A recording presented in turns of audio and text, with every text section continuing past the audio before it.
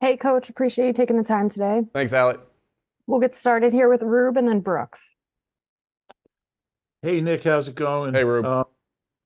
Hey, I wanted to ask you about Quez Watkins. You know, the last I don't know 5 or so times that you've gone deep to him. He had the two balls in Dallas that were intercepted, the fumble against Washington, the drop in the Super Bowl, and then the play the other night. What gives you the confidence to keep dialing him up in high leverage situations? Well, sometimes understand this with Quez, his speed it changes the game, and not just because it's going to him, it's going to open up the rest of the field. And you can't always predict where the ball is going to go. The defense, obviously, there's things that happen where the defense dictate where's the ball going to go. So in that particular case, that was one of them. Quez was on a clear out route. The defense did something a little different than what we anticipated, and the ball got shot and went to him. And I still have confidence in Quez, but sometimes he's in there also to clear the field and to show his speed, because his speed is legit. And so, but again, you can't say again. I'm confident still in Quez. I still have confidence in him. But that's the way the game goes sometimes, Rube, with where the ball's going, because he has to be accounted for, on each play because of his speed, and it opens guys up underneath because of his speed.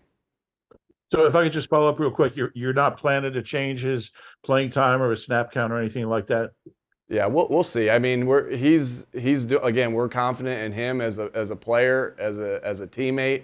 Julio's done a good job. OZ's done a good job. We have three guys that rotate in between being the number 3 receiver. So we'll see where the reps continue to go. Each game plan's a little bit different of what you're asking the players to do and the roles, and so we'll see.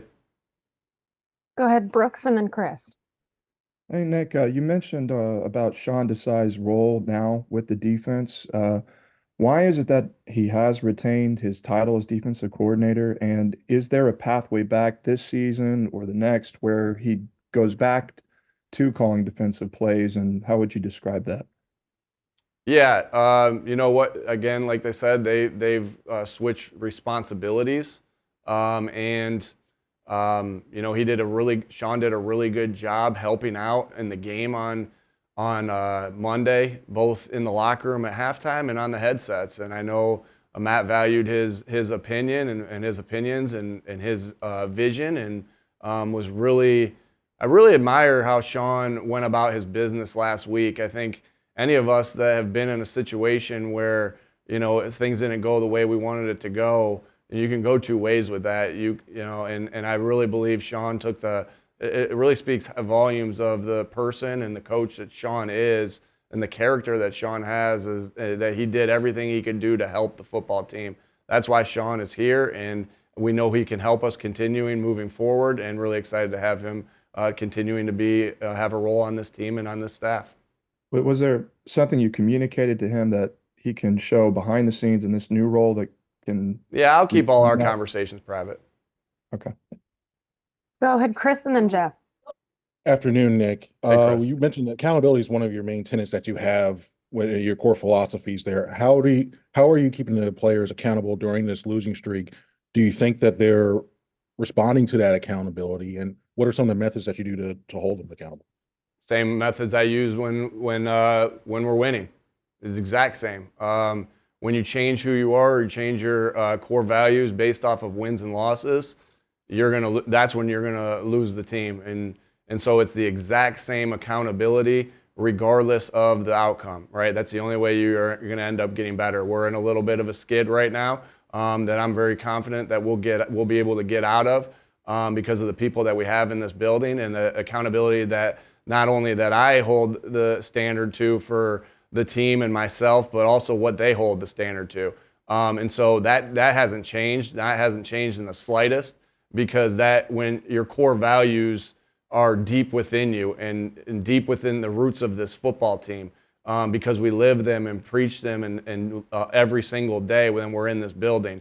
And so, it goes back to, you continue to double down on the things you know to be true. You continue to grow under the surface, even though when you're not growing out in public, and you hold the guys accountable and they hold themselves accountable the exact same way, because this is your habits, your daily habits, and that's your core values. Go ahead, Jeff, and then Dave. Nick, how do you feel Jalen Hurts has played the last 3 games? Obviously offensively, I'd say offensively, we haven't played or coached up to our standard the last 3 games.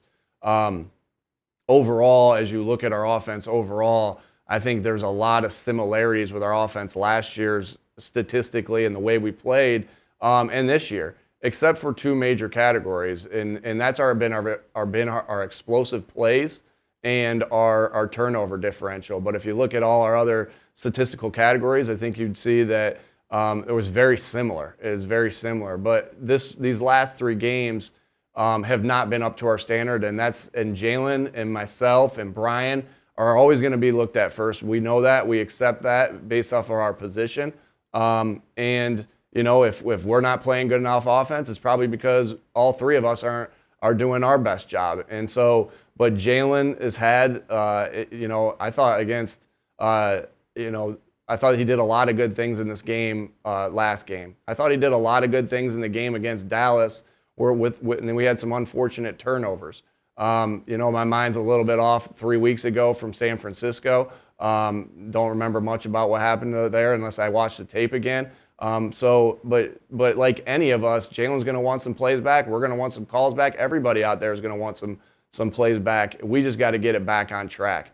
I would say prior to, I know we're zeroing in on those 3 games, or to your question, but prior to that, Jalen Hurts is an MVP consideration, MVP top candidate.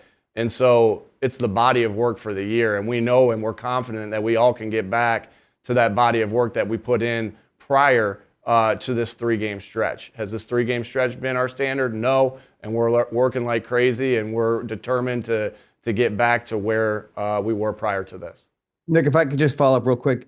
If and I understand that you don't have to voice all your criticisms of Jalen when he does something wrong, but publicly, but is it being told to him in the meeting room that when I'm going to keep our conversations, like I said to the other guy, I'm going to keep my conversations with the players between me and the players. Accountability is our number 3 core value, and it's only number 3 because it came in that order: connect, compete, accountability. They're not in any order. So accountability, again, when Chris asked me the question, accountability, I didn't say something to Chris that I'm not saying to you right now. Accountability is the one of the main core values we have, and we live by those every single day. Go ahead, Dave, and then Tim. Hey, Nick, I think you'd probably agree that the standard hasn't been met on either side. Yeah, I just said that 2 seconds ago. Go ahead. Sure, I'm just prefacing the question. I think you'd agree with that. So when you look at the differences in the struggles offensively and defensively, what led you to make a coaching staff change on defense but not offense? Yeah, so like I said, offensively, the last 3 games have not been consistently up to our standard. But if you look at our offense throughout, right, it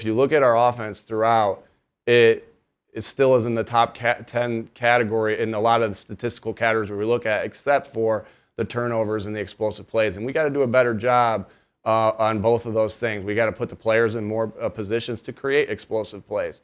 But make no mistake about it, like, this offense is being run the exact same way the offense was run last year and the year before that. This offense is my offense, right? This is my offense. And so the criticism on the offense, like, I think unfairly goes to Brian. Brian calls the plays. It unfairly goes to Brian. The criticism on this offense should come at me. And because this is my offense. So I was hired to do a job here, and got hired because I was successful as an offensive coordinator with our schemes and the different things that we did to coach players and help players win. And I'm committed to that. And like I said, the criticism should come at me, and I think it unfairly goes at Brian a lot of the times because he's calling the plays. But make no mistake about it, this offense has been consistently this similar throughout the 3 years. Yes, there's different things you do based off your personnel and different things you do based off the teams that you're playing and what's working for you. But again, it all starts there with me. And so I guess I would, I'm not thinking that a change needs to be made there for multiple reasons, and that's one big one. Go ahead, Tim, and then Zach. Hey, Nick, on that second interception, was AJ the primary read? And why take a shot downfield in that situation where a shorter completion could have gotten you into field goal range? Yeah, there's at times there, Tim, we've seen, you can get a pass interference there. It was what it was on that particular play, but if you get a pass interference call there, and if a team's giving you a one-on-one shot for, very similar to what happened on the other side of the ball, they ended up getting a one-on-one shot that, had some different things there, and we've seen it. We had one-on-one shot against the Rams, and you can get a pass interference, and now you're in position to kick it. So we have some of the best receivers in the NFL outside, and so there's times where you're going to do that, and we felt like in that situation we had an opportunity to. Hey, it didn't work out that particular time, but we've done it at other times in 2-minute drills. And it's worked. So, but in that particular time, it didn't work. So we understand the criticism. But not only could you get a pass interference, also AJ has a tremendous ability to come down with the football in one-on-one situations. And you know what? In this particular case, it didn't work out. But we're comfortable with what was called and what we did in that scenario. And we'll be better next time because of it. Go ahead, Zach, and then John.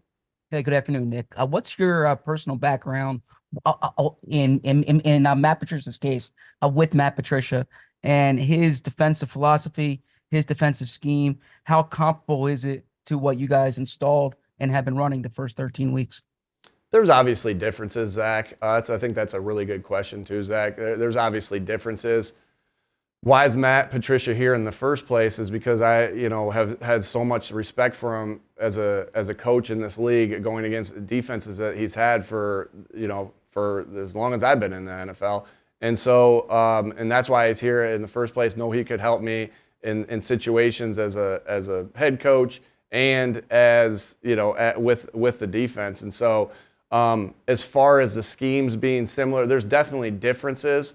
And so, you're not necessarily going to see complete wholesale changes, at this point of the year. But you'll see some different things here and there, and the offenses will see some different things here and there. Obviously, for competitive advantages, I'm not going to get into all the different things or pretty much any of the different things that you're going to see. But there'll be differences. But then again, we're going to stick with some of the core things that we've done, and we've done well through the first 14 weeks of the season. So.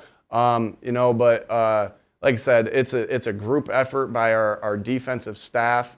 Matt's just the one that's making the main decisions now. Sean still has a voice in there, and our assistant coaches still have a voice in there. So we're just trying to refine what we do well and continue to do what we do well and eliminate some of the mistakes that we've made.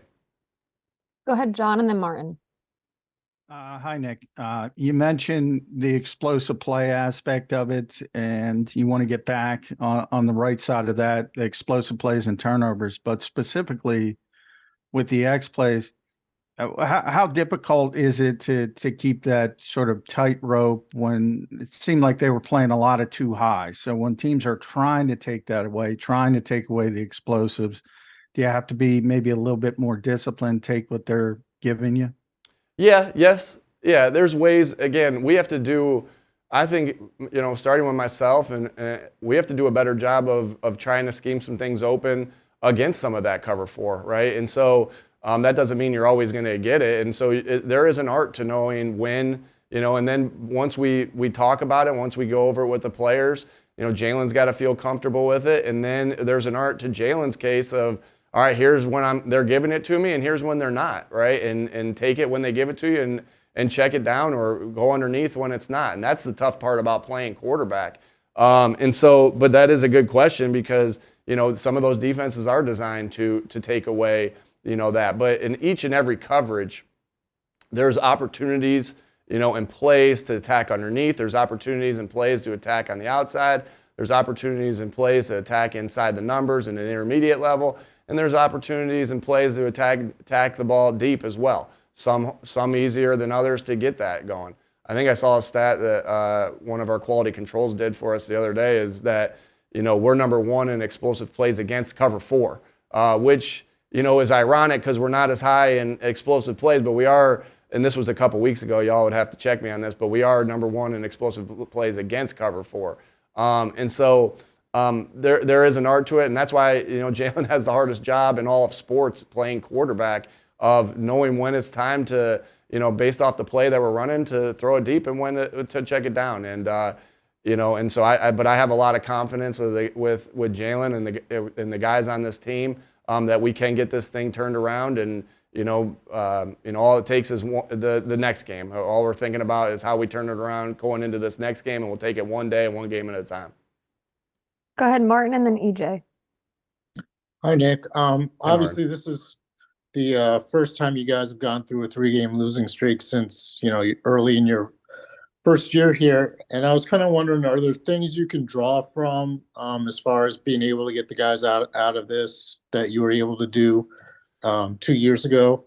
Yeah, it's definitely, there's differences, Martin. There's definitely differences, just based off of your standard continues to grow as you continue to be around each other. So our standard's even higher now. So does it hurt a little bit more now? Yeah, it does. Not to say it didn't hurt any less. So there are differences there, but there definitely are some similarities of when you're going through rough times. And I think that's what's great about football is that you can compare things that you've went through in your life, the tough times you've went through in your life, and how you've overcame. I think that's been a consistent message is this game you have to be able to overcome, not only in a 3-game losing streak, but also if a couple quarters aren't going your way.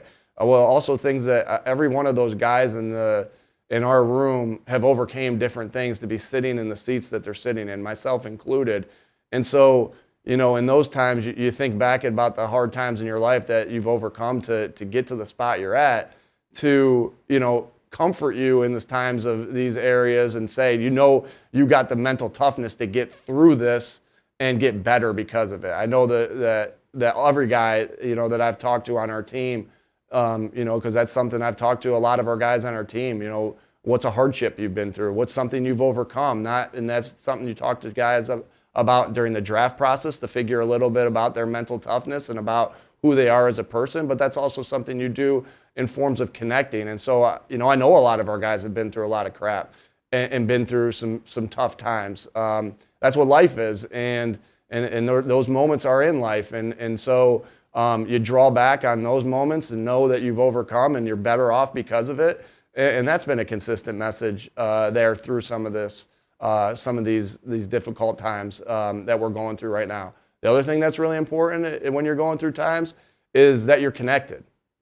Because, and that goes back to your core values of being connected, because in times of trial, we're going to want everyone to stay together when there's a lot of people that are going to want to tear us apart. And it's all that's important is what's in this building, sticking together, locking arms together, being together. And that's where that connectivity really comes into play. Connectivity is great when you're going through good times. You see us having fun on the sideline, different things like that.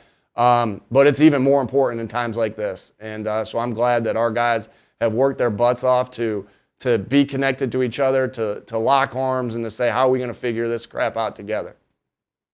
We have time for a few more, so we'll get to EJ, Bo, and then Bob. Hey, Nick. On the Monday night broadcast, there was a clip of Christian McCaffrey predicting a quarterback draw based off of Jack Stoll's alignment on that play. Do you feel like defenses are starting to catch up to some of the tendencies of the offense, or that things have become a little bit predictable? From that one play, no.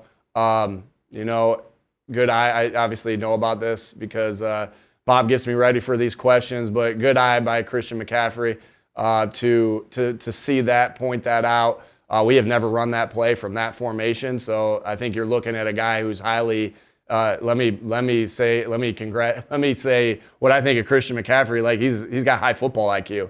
He's got very high football IQ to be able to see that. That doesn't mean that other guys on the defense don't but you know, that play was designed to put us in either third or fourth and short or to get the first down. We accomplished a goal from that play, got ourselves in fourth and short, and ended up getting a first down from that. I think the other thing, EJ, that good offenses have, very similar to the 49ers, they have plays that they run as staples, you know, and, you know, it was, and so staples are a play that you have that you lean on. Every good football team, every good offense I've ever been on has staples, including the 2022 Philadelphia Eagles. The 2023 Philadelphia Eagles have staples because, you know, again, it's about what you do well and repeating those things and giving it different looks. Like I said, that was the first time we run a similar play to what we ran in that game that Christian pointed out. Yes. Out of that look, no. And so, but that's pretty common of good offenses, that they're going to have staples that they lean on. And, you know, when things maybe aren't going right and they want to get out of a rut, maybe when, you know, you got everything on the line, there's different times to use your staples. And so I think that's a product of offenses that, you know, have had some success. Go ahead, Bo. Hey, Nick, on Matt Patricia, just from not having worked with him before in the building, what are some of the things that, you know, maybe were not as expected from your vantage point on him? And what were some of the things that he did over the past few months that impressed you to think this guy could run the defense? Yeah. So we did, when we went against the Patriots in practice, myself and Kevin and Coach Patricia did a lot, just communicating back and forth of getting things ready for practice. Really, Kevin and Matt did a lot of it. Really, at the end of the day, Kevin does an unbelievable job being the assistant head coach. Him and Jamal, and so you know, we got to know him a little bit through that process. Got to know him a little bit through just being in the profession with him and the respect they have for him. So you know, we knew him, and we had a prior relationship to that.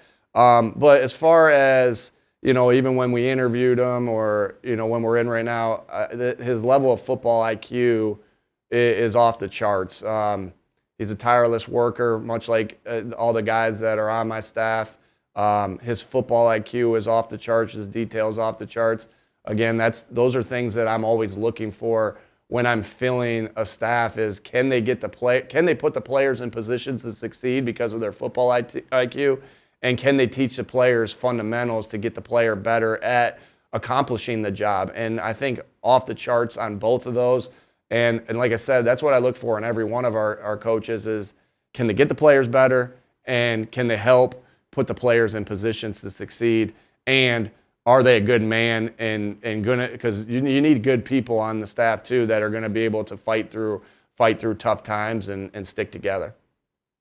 Last one here with Bob. Yeah, actually, I have two quick ones, Nick.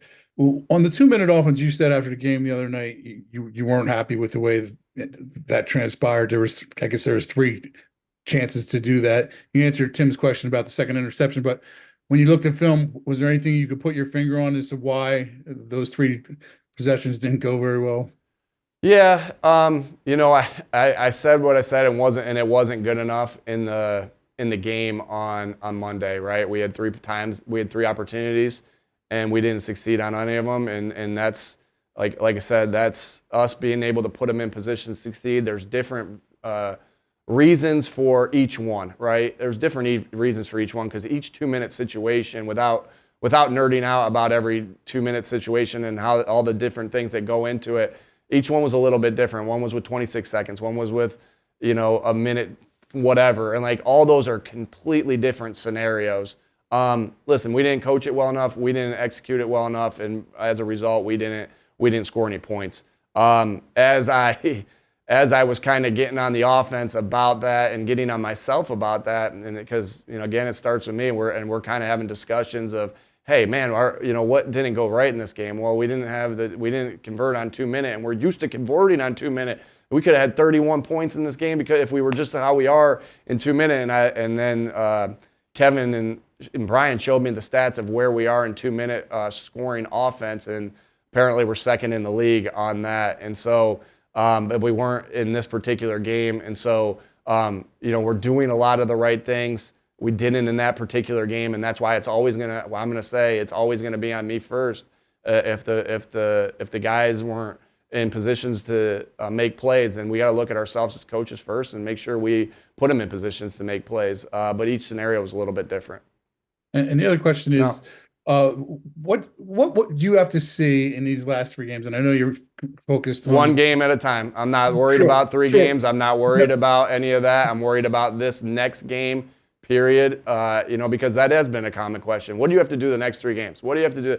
I'm not worried about that. I'm worried about today. And I'm going to go back up and game plan right now, so I don't got time for any more questions. But I'm worried about today, and that's it. Because you cannot say I'm going to worry about this is what I'm worried about the next 3 games. You're not going to be successful in this league doing that. Let you me put ask you your just- head down and you work and you get better at today. Let me ask you just a single game though. What do you need to see in this single game to say, hey, we're heading in the right direction again? Yeah, obviously just get back to our standard, and that's what I'm going to go work on right now, Bob.